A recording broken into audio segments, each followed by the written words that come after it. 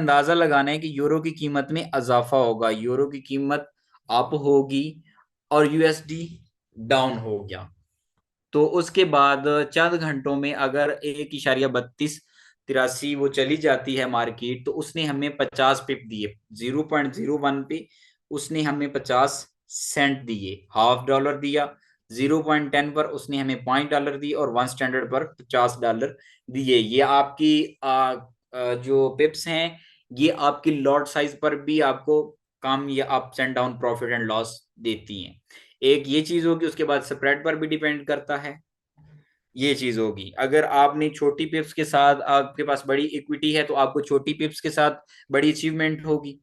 अगर आपके पास छोटी इक्विटी है तो आपको बड़ी पिप्स के साथ अचीवमेंट करनी पड़ेगी, लाइक होल्ड करना पड़ेगा। जैसे जीरो पॉइंट आपके पास $100 की इक्विटी है तो 0.01 की लॉट साइज को आपने $3 तक होल्ड किया, वो आपकी बन गए 300 पिप। 0.01 पर आपकी 300 पिप बन गए। अब ने आपने 0.10 पर आपकी $30 बन गए, 1 स्टैंडर्ड पर $300 बन गया, आपने होल्ड किया।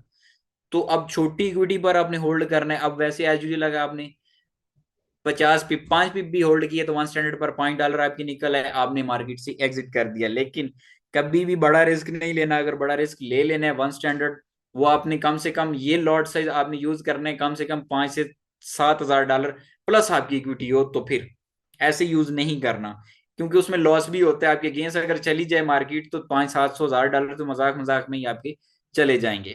तो ये टिप्स मैं आपको 7 टिप्स भी दूंगा, इन चीजों को ध्यान में रखना है। पैसा कमाना है यहाँ पे आपने, अगर यहाँ पे मेरे पास आए हैं तो मैं आपको अपना एक्सपीरियंस भी शेयर करूंगा।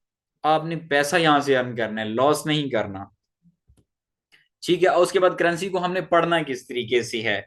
एक होती है बेस करेंसी और एक होती है क्वाइट करेंसी। दो करेंसीज के पेयर होते हैं, जैसे पाकिस्तान और इंग्लैंड मैच होता है, वर्सेस मैच होता है, ऐसे ही यहाँ पे ट्रेड भी सेम होती है, जीबीपी और यूएसडी की, बर्तानिया और अमेरिकन डॉलर की। ठीक हो गया, तो इनकी दोनों के रेट को कंबाइन करके जो निकलता है उसको हम पढ़ेंगे। ये 1.51258, ये उसकी प्राइस बनेगी। वैसे तो अगर जीबीपी का रेट देखा जाए तो वो 1 पाउंड पाकिस्तानी रुपीज में अगर हम उनको कन्वर्ट करें तो लाइक वो 300-400 रुपए का बनेगा। डॉलर 385 आजकल का, या 95 अप्रोक्सीमेटली आजकल का रेट चल रहा है। लेकिन हमने इसको फॉरेक्स की जबान में, फॉरेक्स की प्राइस में ही पढ़ना है, तो वो उसकी प्राइस ये बनेगी। उसके बाद उसके बाद इनको हमने पढ़ना कैसे है। एक होती है बेस करेंसी और एक होती है काउंटर करेंसी। दो करेंसी, जैसे हमने जीबीपी यूएसडी बताया, और ट्रेडिंग करते वक्त बेस करेंसी को बुनियाद बनाया जाता है। मिसाल के तौर पर जीबीपी यूएसडी और इस जोड़े को हमने खरीदना होगा, मतलब कि हम जीबीपी यूएसडी को अगर बाय कर रहे हैं तो जीबीपी यूएसडी को हम खरीद रहे हैं और इस जोड़े को बेचना है, तो इसको हमने क्या करना है। अगर हम बाय कर रहे हैं तो जीबीपी के यूएसडी को बाय कर रहे हैं, तो इसका क्या मतलब है कि जीबीपी अप जाएगा और यूएसडी की इकोनॉमी इस बदले में डाउन जाएगी, तब हमें प्रॉफिट होगा। अगर ये उलट हो जाते तो हमें लॉस होगा, हम लॉस में जाएंगे। उसके बाद लॉन्ग और शॉर्ट, हमने एंट्री जो लेनी है उसको होल्ड करना है। अगर हम स्कॉल्पिंग करते हैं, मतलब 5 मिनट की ट्रेड करते हैं, 10 मिनट की ट्रेड करते हैं, लाइक कुछ भी प्रॉफिट लेके हम एग्जिट कर जाते हैं। 0.01 की लॉट ली, हमें उसमें 50 सेंट, 10 सेंट, 20 सेंट, 5 मिनट में, 7 मिनट में जो भी आया, मतलब ब्लू होते ही हमने क्लोज कर दी, उसको कहते हैं लॉन्ग ट्रेड, और सॉरी शॉर्ट ट्रेड। वो उसको ट्रेडिंग की जबान में स्कॉल्पिंग भी कहते हैं। और लॉन्ग ट्रेड ये होता है कि हमने एक अपना माइंड सेट कर दिया है कि गोल्ड अगर 1920 पर चल रहा है तो हमने 1930 हमारा टीपीए ये हिट होगा, तो हमने मार्केट से एग्जिट करना है। और स्टॉप लॉस हमने लगा दिया 1910। 1910 और 1930 हमारा टीपी हो गया। अब मार्केट जिस पॉइंट को टच करेगी, हमारे टीपी को टच करेगी 1930 को, तो हम 100 पे प्रॉफिट में, 0.01 पर $10 प्रॉफिट में कट हो जाएंगे। ये हमारी लॉन्ग ट्रेड है। हमने टिल प्रॉफिट होल्ड करना है या टिल लॉस होल्ड करना है, उसको लॉन्ग ट्रेड कहा जाता है, एक टारगेट सेट करके। अब वो 1 दिन में हिट करे, 2 दिन में हिट करे, 10 दिन में हिट करे, वो हमारी लॉन्ग ट्रेड कहलाएगी। अब ट्रेडिंग के जो कुछ असूल हैं, मतलब हमने किन चीजों को ध्यान में रखते हुए हमने ट्रेड करनी है, और वो ऑलरेडी मैं आपको बता चुका हूँ। फंडामेंटल और टेक्निकल। फंडामेंटल वो जो हमने चार्ट को एनालाइज करके करना होता है, और टेक्निकली और सॉरी फंडामेंटली वो होता है जो न्यूज़ेस आती हैं जो फॉरेक्स फैक्ट्री में आ जाती हैं, या किसी अमेरिकन जो कंट्री हैं उनके जो प्राइम मिनिस्टर हैं या वजीर खजाना हैं वो ट्वीट कर देते हैं, तो ये न्यूज़ेस आती हैं। वो कह देते हैं हमने किसी भी कंट्री के साथ जंग करनी है या किसी की जंग के साथ हमने उनका साथ देना है, तो ऐसे होता है।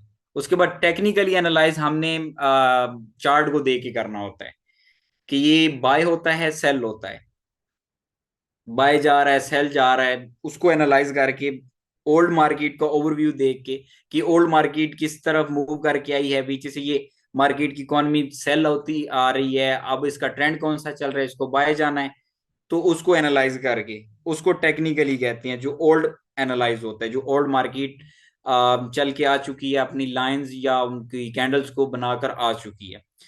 उसके बाद फंडामेंटल्स में सबसे कुछ और पॉइंट्स हमने देखने हैं जो हमें कंफर्मेशन होती है।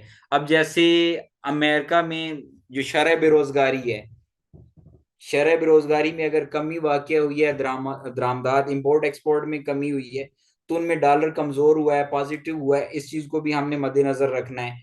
उसके बाद उसके हम यूरो खरीदेंगे, लाइक यूरो यूएसडी को हम बाई करते हैं, उसमें बेरोजगारी जो शरह खानगी है वहां पे जो वर्कर्स हैं उन वर्कर्स में कमी आई है, वर्कर ज्यादा हुए हैं, उनकी जो अर्निंग रेट हैं वो अप हुए हैं, डाउन हुए हैं, कम हुए हैं, तो इन चीजों को भी हमें मद्देनजर रखना है। तो उसका मतलब ये यहाँ से होता है कि अगर वहां पे शरह खानगी कम हुई है, वहां पे मजदूर कम हुए हैं, तो वहां पे अप्रोक्सीमेटली उनकी करेंसी मजबूत होगी, क्योंकि वहां पे लोग कम हैं काम ज्यादा है, तो वहां पे ऑलरेडी हमारे लोग जाएंगे, वहां का पैसा बाहर कंट्रीज में आएगा, लाइक पाकिस्तान से जाएंगे, अदर कंट्री से जाएंगे जिनकी करेंसीज का इकोनॉमी रेट कम होगा, तो वहां के लोग जाएंगे, वहां से पैसा बाहर आएगा, तो ऐसे उनकी इकोनॉमी भी कम होगी।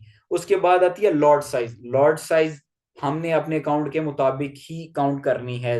जैसे 0.01 इसको माइक्रो लॉट कहते हैं, ये इसका एक पिप 10 सेंट का होता है, और एक पिप का फायदा आपको 10 या सेंट के मुताबिक होगा। 0.01 पे एक पिप होता है तो वो हमें 10 सेंट देगा, अगर 50 सेंट देता है तो वो 5 पिप काउंट होगा। उसके बाद आती है मिनी। मिनी लॉट 0.10, और ये $100 की इक्वल होगी। यहाँ पे आपने देखना है कि आपका जो मैथमेटिकली फार्मूला है ना, इकाई दहाई सैकड़ा और हजार, यहाँ पे इकाई दहाई नहीं आएगा, सीधा सैकड़ा आएगा और हजार आएगा, दहाई वाला काम ही नहीं है यहाँ पे। जो आपकी माइक्रो लॉट है वो 0.01, वो $1 की इक्वल है। उसके बाद आती है आपकी मिनी लॉट। ठीक हो गया, मिनी लॉट 0.10 होगा, 0.1 वो आपकी 10 बनेगी, और वो 10 निकल जाएगी, वो इक्वल टू $100 होगी, वो $100 की वर्थ रखती होगी, वो आपकी $100 आप मार्केट में इन्वेस्ट कर रहे हैं। उसके बाद आती है स्टैंडर्ड लॉट। स्टैंडर्ड लॉट ये आपकी $1,000 की इक्वल है, 1.00 ये $1,000 की इक्वल होती है, वो $1,000 की वर्थ रखती है, और उसी पर ही आपका अगर 10 पिप इजाफा होता है तो इसका मतलब है कि आप $100 प्रॉफिट में या $100 लॉस में है, आपके पॉजिटिव या नेगेटिव आता है। अब इसमें ऑर्डर्स 3 किस्म के होते हैं। उसमें होता है एक मार्केट ऑर्डर, जिसको हम इंग्लिश में कहते हैं मार्केट एग्जीक्यूशन।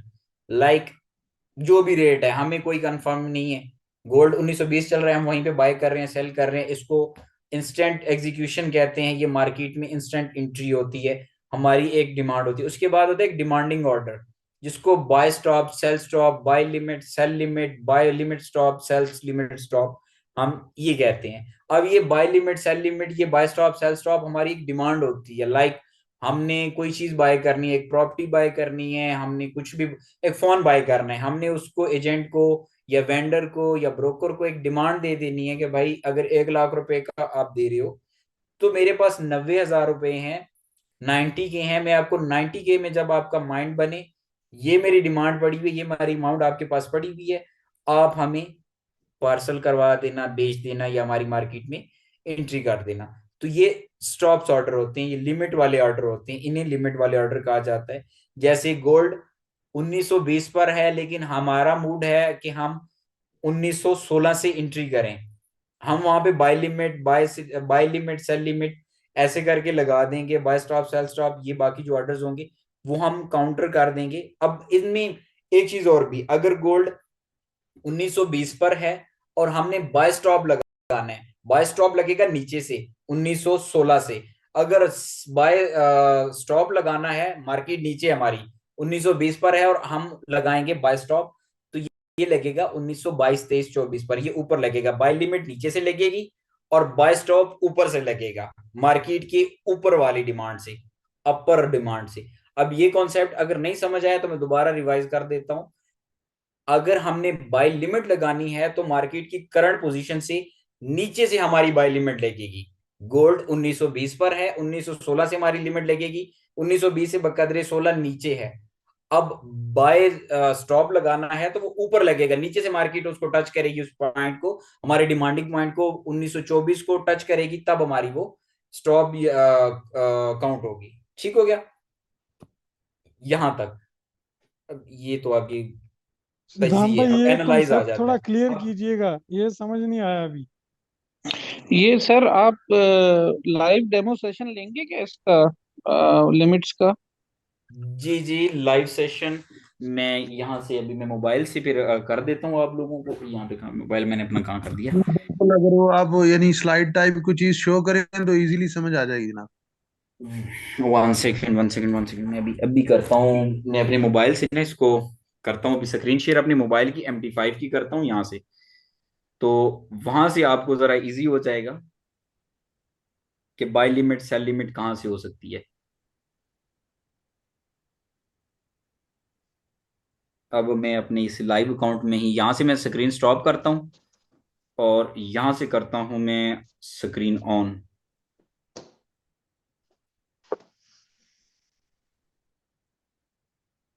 थोड़ा सा टाइम लग जाएगा, जस्ट वन ये सेकेंड। बाय लिमिट की तो समझ आ गई, बाय स्टॉप और बाय सेल जो है, बाय ये स्टॉप और ये सेल जमान स्टॉप। भाई मैं आपको यहाँ पे प्रैक्टिकली करके बता देता हूँ। जस्ट वन सेकेंड, सिर्फ एक सेकंड इंतजार करें, मैं यहाँ से अभी मार्केट में से इंटर हुआ हूँ। अब मैं यहाँ से स्क्रीन शेयर करता हूँ, यहाँ से मैं बनाता हूँ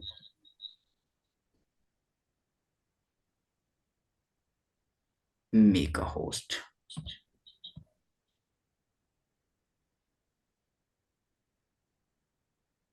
स्टार्ट। यहाँ से स्क्रीन मेरे मोबाइल की शेयर हो रही है, ये मैं आपको बताता हूँ। ये मेरी एंट्री लगी हुई है, बाय लिमिट सेल लिमिट। अब मैंने एंट्री करनी है यहाँ से, मैं बाय लिमिट लगाऊंगा, मार्केट यहाँ पे चल रही है 1974 पर चल रही है, मैंने बाय लिमिट लगानी है तो ये नीचे से लगेगी 1967 से। अब मैं यहाँ पे जाता हूँ और यहाँ पे गोल्ड को सर्च करता हूँ, इसको मैं टच करूंगा, न्यू ऑर्डर। अब यहाँ से मैं लॉट साइज अपना सजेस्ट करूंगा 0.01, ये $1 के बराबर होगी। ठीक हो गया। अब ये 0.10 हो गया, ये $100 के बराबर हो गई। 1.00, ये $1000 के बराबर होगी। अब यहां से मार्केट एग्जीक्यूशन में इसको, ये मेरा ऑर्डर मार्केट एग्जीक्यूशन एक्टिव हो गया। ठीक हो गया, ये मेरा मार्केट एग्जीक्यूशन एक्टिव हो गया। अब यहां से मैं अगेन जाता हूं, अब मैंने बाय लिमिट लगानी है, तो कहां से मैं करूंगा, जहां से ऊपर लिखी हुई है मार्केट एग्जीक्यूशन, उसको टच करूंगा, यहां से बाय लिमिट सेल लिमिट आ जाएगी। अब बाय लिमिट मार्केट चल रही है 1976 पर, मैं यहां पर अपनी प्राइस दूंगा 1972 की। ठीक हो गया, और प्लेस कर दूंगा। यहां पे मैं चार्ट पर जाऊंगा तो मेरी ये बाय लिमिट यहां से लग गई है, ये बाय लिमिट मेरी एक्टिव हुई है 1972 की। अब ये कैंडल जो रेट आएगा, यहां से अगर रिवर्सल मारती है तो यहां से इसको टच करते ही मेरा ऑर्डर मार्केट में एक्टिव हो जाएगा। अब एज वेल एज मैं ये अगेन जाता हूं, आपको बताता हूं ये बाय स्टॉप। बाय स्टॉप मेरा कहां से आएगा, ये देखिए, मैं अगर 1972 पर जाऊंगा तो मेरा यहाँ पे ऑर्डर हाइड हो जाएगा, प्लेस का बटन ऑफ हो गया है, प्लेस का बटन नहीं आ रहा ना, यहां पर मैं उसको टच नहीं कर सकता। लेकिन अगर मार्केट से अपर 95 है तो 96 करता हूं,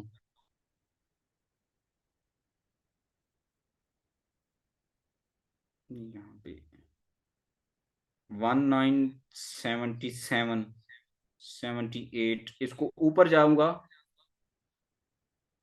ये देखिए बटन मेरा ऑन हो गया, प्लेस का ऑप्शन। मार्केट करंट पोजीशन जो चल रही है मार्केट की वो 1975 चल रही है, मैंने उससे ऊपर डिमांड दी है तो मेरी वो बाय स्टॉप लग गई है। ये मेरे पेंडिंग ऑर्डर में चले गए, ये देखिए ये मैंने डिमांड दी, ये नीचे वाले ये एक और दो, ये मैंने दो ऑर्डर्स दिए, ये मेरे लग गए। ये मैंने मार्केट एग्जीक्यूशन लगाई, ये बाय लिमिट लगाई है, और ये बाय लिमिट लगाई है, और ये बाय स्टॉप लगाई है। ठीक हो गया। ये देखिए मार्केट इस वक्त चल रही है 1974 पर, अगर 72 पर आती है तो मेरी बाय लिमिट एक्टिव होगी, अगर 78 पर जाती है तो मेरी बाय स्टॉप लिमिट एक्टिव होगी। ठीक हो गया। ये कॉन्सेप्ट क्लियर हुआ है? जी ये क्लियर हुआ, लेकिन प्लीज ये जो अभी एक्सरसाइज हमने की है ना, ये जी हमारे साथ बाद में इसकी रिकॉर्डिंग जरूर शेयर कीजिएगा, ताकि उसको हम बार बार देख के उन चीजों को अच्छी तरह समझ लें। कोई मसला नहीं, जहां पे खुर्रम भाई समझ नहीं आएगी आप मुझे बता दिए करेंगे, ऐसी एक छोटी सी वीडियो मोबाइल पर रिकॉर्ड करके मैं आपको सेंड कर दिया करूंगा।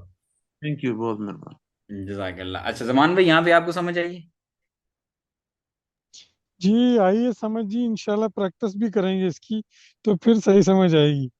आपका अभी तो यही तो कुछ मसला है जमान भाई, आप प्रैक्टिस करते नहीं हो ना, आप नहीं सिर्फ नहीं, कहते हैं, प्रैक्टिस करते कुछ करेंगे भी जी। नहीं है।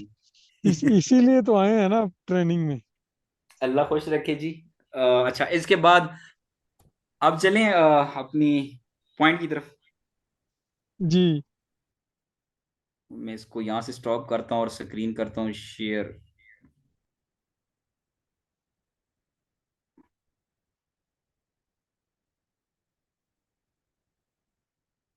एक होस्ट।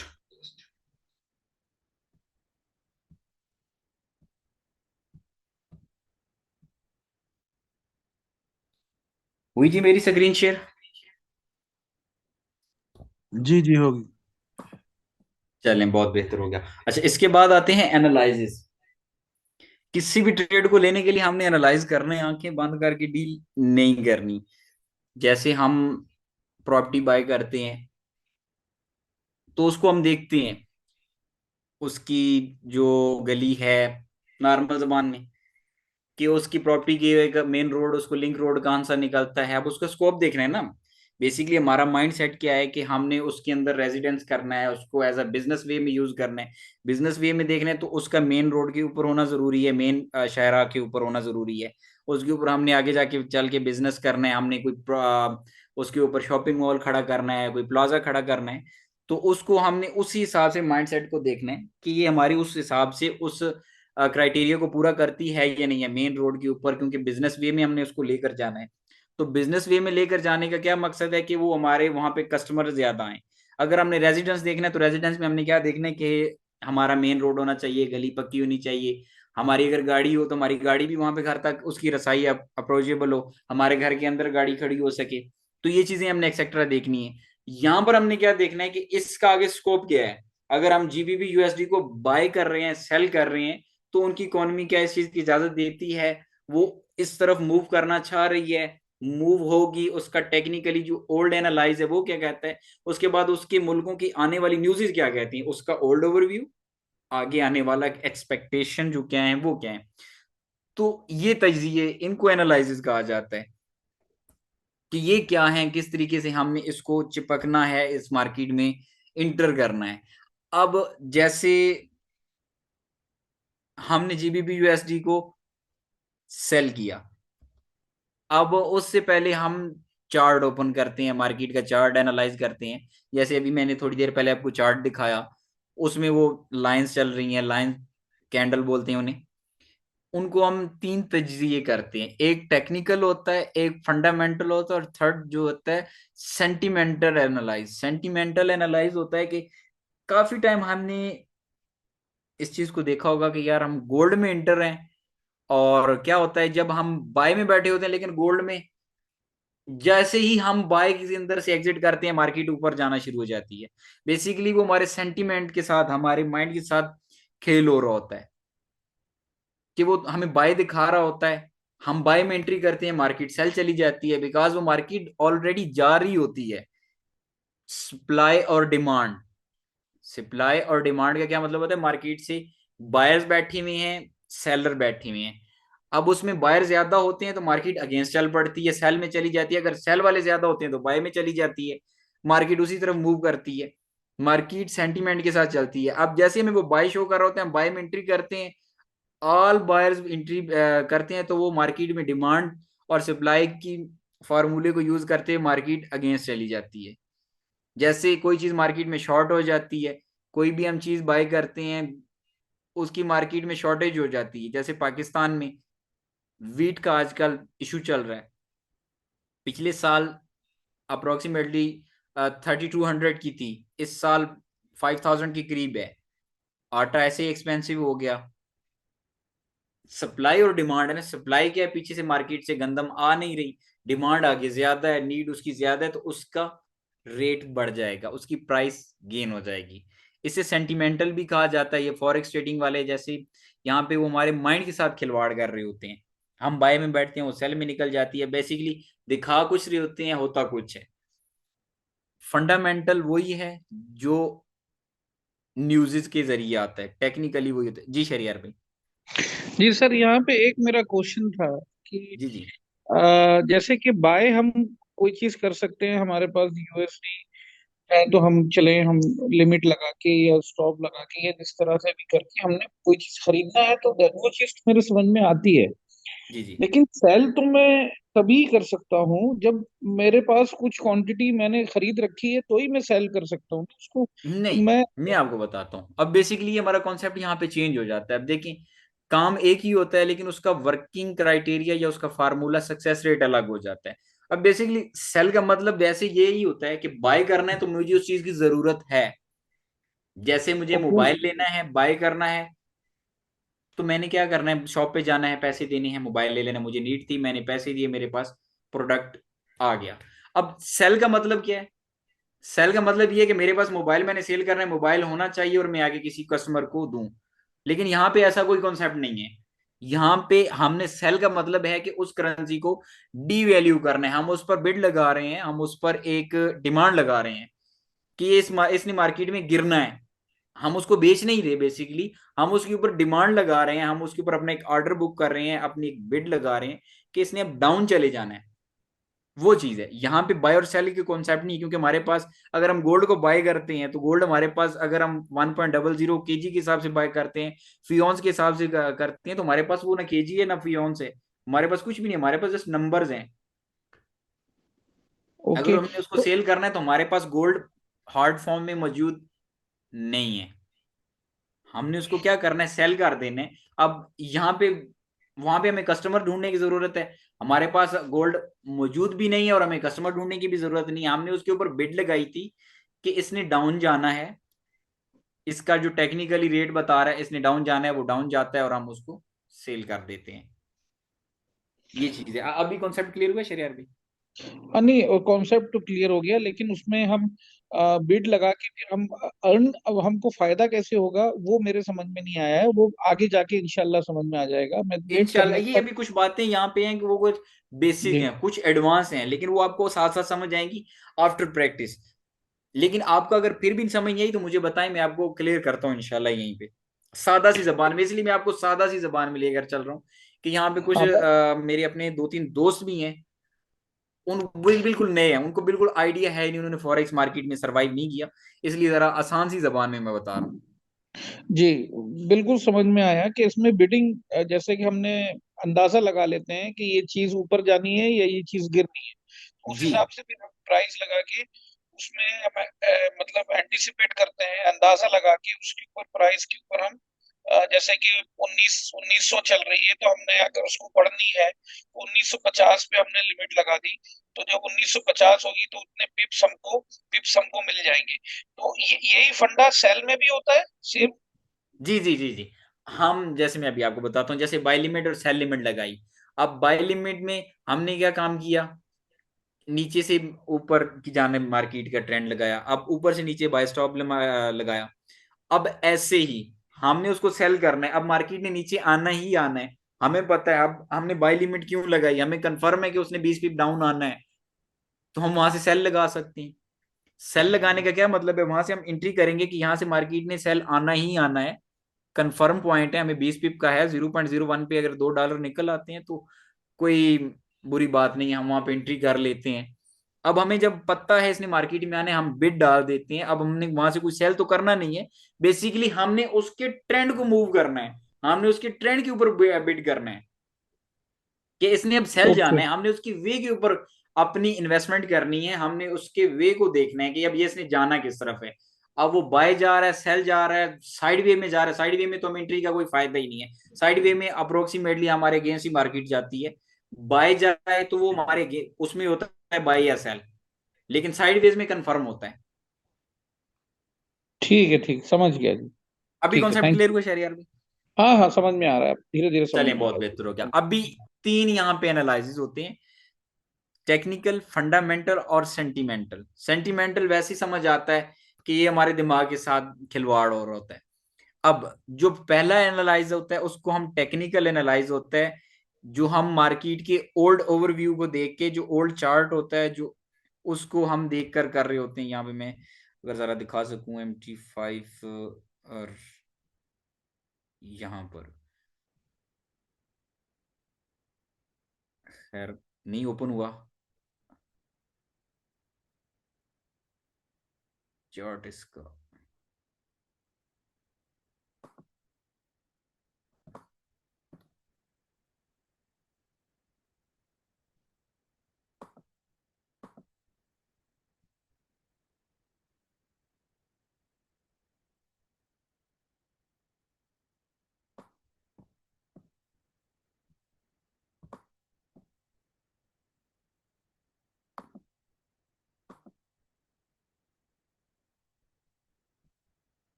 खैर यहाँ पे असल में हमने अपनी वो एक अकाउंट की स्ट्रेटजी लगाई हुई थी, इसका MT5 में डाउनलोड करता हूँ इंशाल्लाह यहाँ पे, तो कल आपको उस पर प्रैक्टिस करवाऊंगा मैं इंशाल्लाह।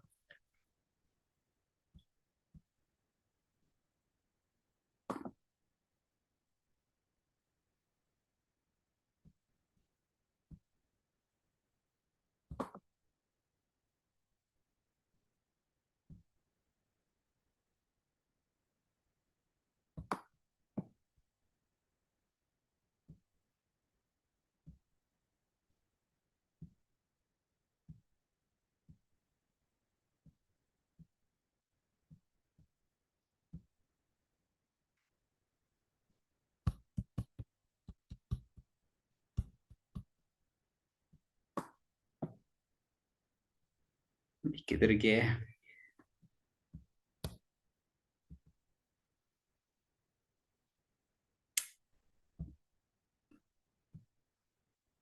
अब यहाँ पे हमने एनालाइज जो है, जो होता है ओल्ड ओवरव्यू, ओल्ड ओवरव्यू को देखना होता है कि मार्केट किस तरफ जा रही है, इसको टेक्निकल एनालाइज कहते हैं।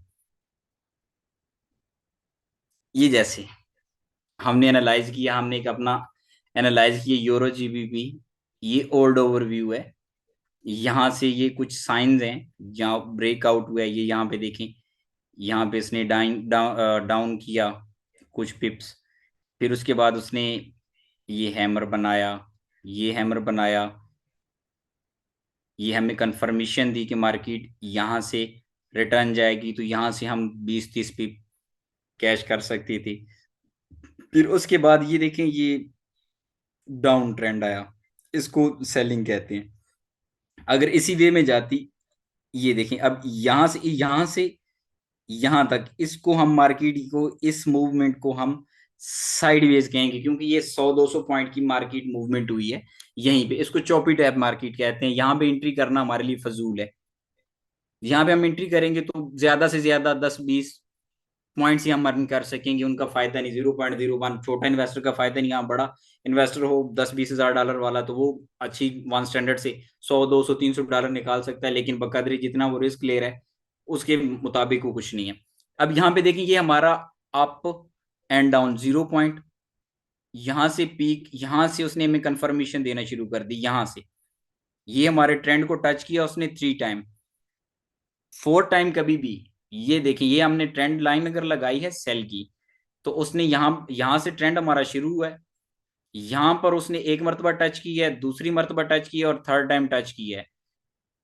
3 मरतबा हम अपने एनालाइज को जब हम एनालाइज कर लेंगे, 3 मरतबा उसने टच कर लिया, 4 टाइम उसको हम सेल कभी भी नहीं करेंगे। यहां से हमारे पास मूव थी, हम सेल कर लेते, यहां से यहां तक लॉन्ग होल्ड करते, तो हम ये अप्रोक्सीमेटली H4 की, ये डे 1 की कैंडल्स हैं, तो डे 1 की कैंडल के हिसाब से ये हम 500 पिप अप्रोक्सीमेटली, ये जो मूवमेंट है 500 पिप की, 0.01 पे भी $50 की या $5 के करीब करीब हमारी ये अर्निंग होती। ठीक हो गया। 0.01 के मुताबिक 500 जो पिप होगी वो हमारे लिए $5 की इक्वल होगी। अब उतनी हमने अर्निंग कर ली।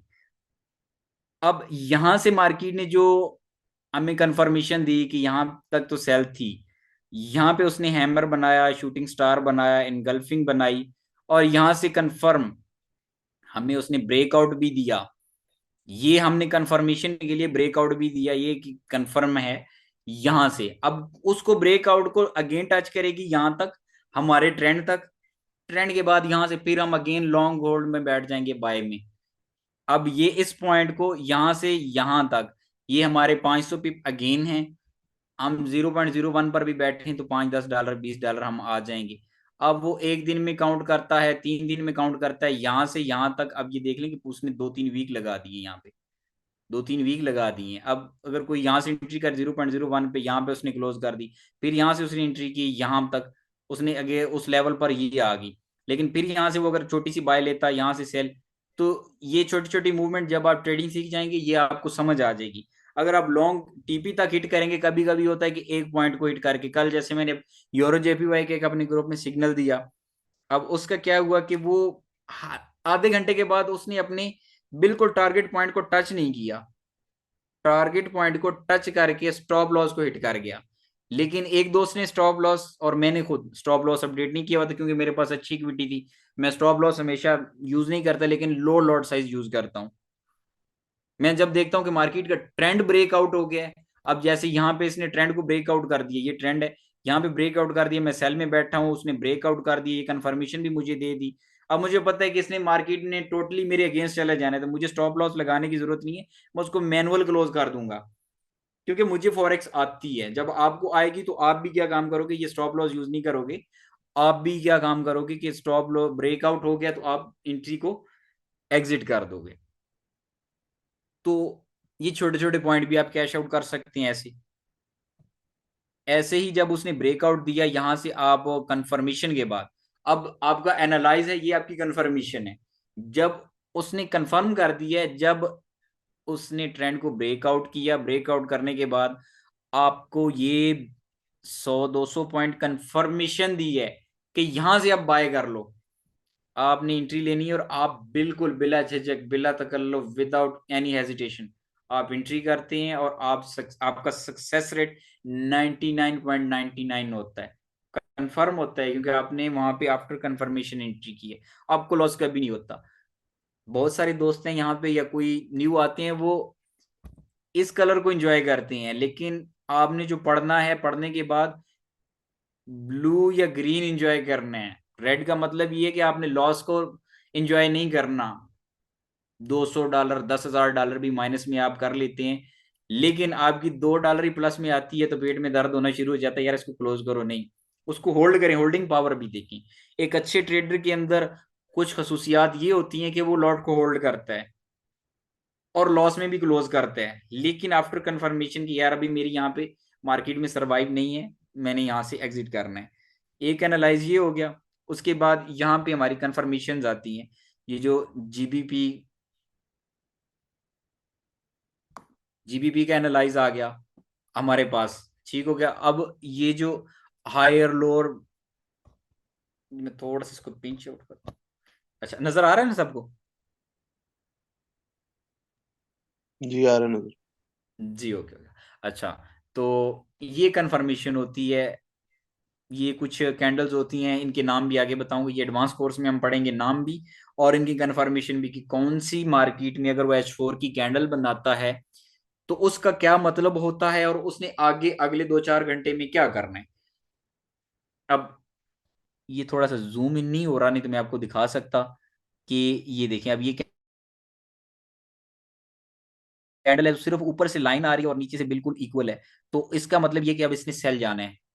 सेल गई यहां तक, उसके बाद उसने हथौड़ी टाइप एक हैमर, इस कैंडल को हैमर कहते हैं उर्दू जुबान में, हथौड़ी टाइप की, ऊपर सर है और नीचे उसकी हथेली है, हथौड़ी टाइप। और उसके बाद उसका क्या होता है कि ट्रेंड उसने चेंज कर दिया। ट्रेंड चेंज का मतलब अगर बाय है तो सेल, सेल है तो बाय। अब वहां पे वो उसने कैंडल बनाई, कंफर्मेशन दी, ये अगेन एक कैंडल थोड़ी सी बाय की बना के अगेन उसने हैमर बनाई सेल की।